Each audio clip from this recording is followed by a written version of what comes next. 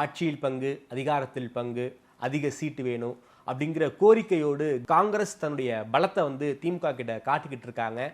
கூட்டணி இப்படியே போக வாய்ப்பு இருக்கா, அல்லது திமுக காங்கிரஸ் கூட்டணி முறிய வாய்ப்பு இருக்கா, அதாவது இந்தியா கூட்டணி தமிழ்நாட்டில் முறிய வாய்ப்பு இருக்கா? போன வாரம் ஐ திங்க் பிரவீன் சக்கரவர்த்தி, மாணிக்கம் தாக்கூர் வந்து ராகுலை பார்த்துருக்காங்க. சரி. ஸோ மாணிக்கம் தாக்கூர், பிரவீன் சக்கரவர்த்தி பேசுறது எல்லாமே ராகுலுக்கு தெரியாமல் பேசுகிறாருன்னு நான் ஒத்துக்க மாட்டேன்.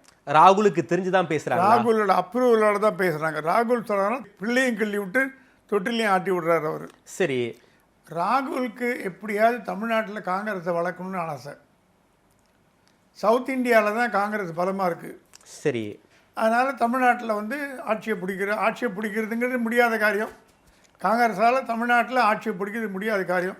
அட்லீஸ்ட் ஒரு ஆட்சியில் ஒரு பங்காவது பெறணுங்கிறது அவரோட ஆசை. அது வந்து அவரோட விருப்பமாக இருக்குது. ஓகே சார், காங்கிரஸ் சவுத்தில் பலமாக இருக்குது, ஒத்துக்கிறேன். கேரளாவில் காங்கிரஸ் இருக்காங்க, கர்நாடகாவில் ஆட்சியில் இருக்காங்க, தெலுங்கானாவில் ரேவந்த் ரெட்டி சமீபத்தில் ஊரக உள்ளாட்சியை ஒரு மிகப்பெரிய வெற்றியை பெற்றிருக்காரு, பாண்டிச்சேரியில் காங்கிரஸ் இருக்காங்க, தமிழ்நாட்டில் காங்கிரஸ் இருக்காங்க.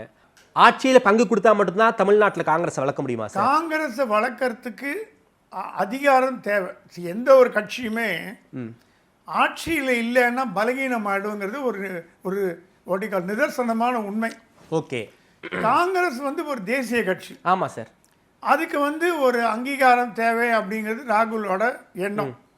இப்போ கேரளாவில் ஆட்சியை பிடிக்க போகிறாங்க, தேர்தலில் கண்டிப்பாக வந்துட போகிறது. தமிழ்நாட்டில் எப்படியாவது கால் ஒன்றுன்னு பார்க்குறாங்க. அவங்க என்ன சொல்கிறாங்க, 10 ஆண்டு காலம் மத்திய காங்கிரஸ் யூபிஏ கூட்டணி இருக்கும்பொழுது திமுகவுக்கு நாங்கள் அமைச்சரவை கொடுத்தோம். நீங்கள் எம்எல்ஏ கொடுத்தீங்க, எம்பி கொடுத்தீங்க இல்லைங்களே. திமுக எம்பியோட ஆதரவால் தான் நாங்கள் ஆட்சி அமைச்சோம்.